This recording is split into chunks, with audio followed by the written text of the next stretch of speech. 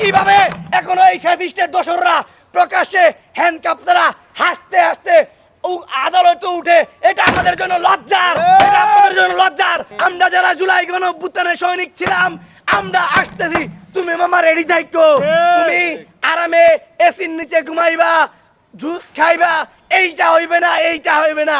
তুমি বাবা জান রিয়েলিটি মাইনে নাও, তোমাকে জেলখানায় আসতে হবে, তোমাকে ফাঁসির মঞ্চে ঝুলতে হবে, তোমাকে আমাদের হাতে পেদানি খাইতে হবে।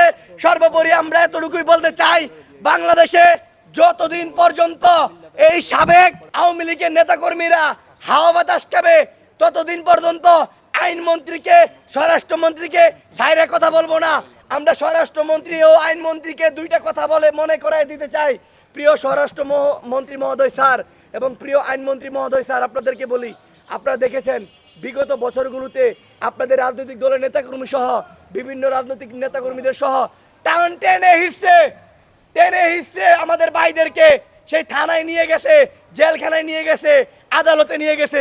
আর কিভাবে এখনো এই ফ্যাসিস্টের দোসররা প্রকাশ্যে হ্যান্ডকাপ দ্বারা হাসতে হাসতে আদালতে উঠে, এটা আমাদের জন্য লজ্জার, এটা আপনাদের জন্য লজ্জার।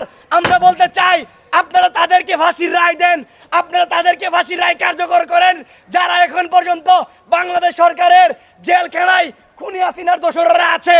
তাহলে আমরা বুঝতে পারবো আপনারা বিচার কার্যক্রম দ্রুত শুরু করবেন। আপনারা আমাদেরকে বুজুং বাজুং দেখাইলে আর হইব না। আপনারা ফাঁসির রায় দিয়েছেন খুনি হাসিনাকে, যেই খুনি হাসিনা দিল্লিতে অবস্থানরত। আপনারা বাংলাদেশে জেলখানায় যে সকল দোসরেরা, খুনির এমপি মন্ত্রীরা এখনো পর্যন্ত জেলখানায় আছে, ওই মাদার বোর্ড গুলারে আগে ফাঁসির রায় দিয়া ফাঁসির রায় কার্যকর করেন। তাহলে বুঝবো তারেক রহমানের সরকার, বর্তমান সরকার খুনিদেরকে সর্বোচ্চ বিচার করবে। প্রিয় ভাইয়ের আমার, আমরা কথায় বিশ্বাসী নই, কাজে বিশ্বাসী।